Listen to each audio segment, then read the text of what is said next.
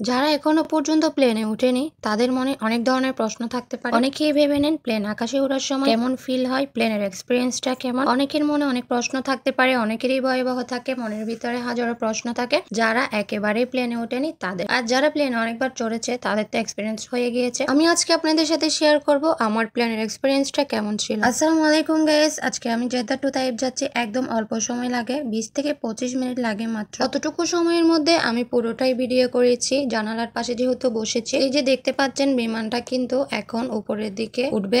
So দেখুন কি স্পিডে চলছে। আমি কিন্তু এখানে সাউন্ডটা দিইনি, সাউন্ডটা দিলে কিন্তু বোঝা যেত। সো যখন জানালার দিকে এভাবে তাকাই তখন একটু ফিল হয় যে উপরের দিকে উঠছি, বাট আমার তেমন একটা কোনো ধরনের ফিল হয়নি। যে সবাই আগে যখন উঠেনি অনেকেই বলতো ওঠার সময় একটু ফিল হয়, এটা হয় সেটা হয়, আসলে কিছুই না, একদম নিরাপদে যাওয়া যায়। আমরা যেমন রাস্তাতে গাড়ি ঘোড়াতে করে যাই তখন কিন্তু অনেক ধরনের রিস্ক থাকে। সবসময় তো টিভিতে দেখি যে অ্যাক্সিডেন্ট ওই অ্যাক্সিডেন্ট, তাই না? রাস্তার মধ্যে তো আরো রিস্কই বেশি থাকে। আমরা তারপরেও কি থেমে থাকি? আমরা তো সব জায়গায় যাই। আমি মনে করি সবচেয়ে নিরাপদ তো প্লেন কিংবা ট্রেন, এই দুটো জায়গায় আমার অনেক বেশি ভালো লাগে। এই দুটোর এক্সপিরিয়েন্সে আমার অনেক ভালো লেগেছে। কারণ প্লেনের মধ্যে জানালা খুলে যদি দেখেন তাহলে অনেক সুন্দর লাগে। দেখছেন এখন কিন্তু একদম মেঘের উপরে আস্তে আস্তে উপরের দিকে উঠতে উঠতে অনেক উপরে উঠে যায়। তখন শুধু দেখা যায় মেঘ আর মেঘ। যখন নিচে নামে তখন কিন্তু ল্যান্ড করার সময় হালকা পাতলা প্রকৃতিটা দেখা যায়। একদম যখন নিচে চলে যায় তখন সবকিছু দেখা যায় একদম ছোট ছোট আকারে দেখা যায়। এখন তো সবাই বেশ কম প্লেনে উঠে, যেহেতু সবাই উমরাতে আসে। বাংলাদেশ থেকে কক্সবাজার গেলেও কিন্তু প্লেনে করে যায়। তো আমি মনে করি প্লেনের এক্সপিরিয়েন্সটা ভালোই, খারাপ না। একটু বোরিং লাগে, সেটা হচ্ছে অনেকক্ষণ বসে থাকতে হয়।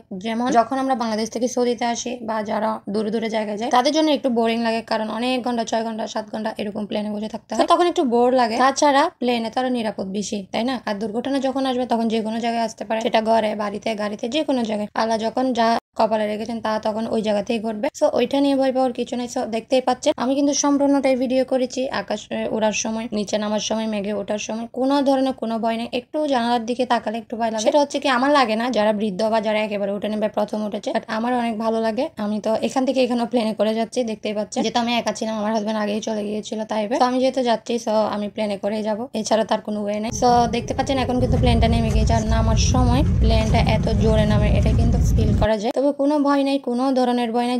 জানালাটা অফ করে দিলে মোটেও কিছু দেখা যায় না, আর কিছু ফিলও করা যায় না। একটু উপরে ওঠার সময় আর নিচে নামার সময় হয়তো একটু ঝাঁকি দেয়, এটা তেমন কিছু না। তবে এই জায়গাটা আমি কখনোই ফিল করতে পারি নাই, কারণ আমি জানালার দিকে তাকিয়ে থাকি আর আমি এনজয় করি। আমি যে কোনো জায়গায় এনজয় করি। তাছাড়া প্লেনের চেয়েও কিন্তু ট্রেনের জার্নিটা আমার আরো বেশি ভালো লাগে। তো ট্রেনে আমি ভিডিও করিনি তেমন একটা, সেজন্য শেয়ার করতে পারিনি। এখানে ট্রেনটা কিন্তু ধামাকা। নেক্সট টাইম উঠলে অবশ্যই আপনাদের সাথে শেয়ার করব। আর যারা নতুন আছেন, এখনো সৌদি আরব আসে নাই বা যে কোনো জায়গায় প্লেনে করে যাবেন, কোনো ভয় নাই, কোনো ধরনের রিস্ক নাই, আরো শান্তিতে যেতে পারবেন, একটু ফিল হবে না। কারণ আমি এই পর্যন্ত অনেকগুলো বিমানে উঠেছি। আমি কিন্তু দুবাই এয়ারপোর্ট, তারপর রিয়াদ এয়ারপোর্ট, অনেকগুলো এয়ারপোর্ট গিয়েছি, তারপর অনেকগুলো প্লেনে উঠেছি। আমার কখনোই এই ধরনের ফিল হয় না। আলহামদুলিল্লাহ, আমার ভালোই লেগেছে।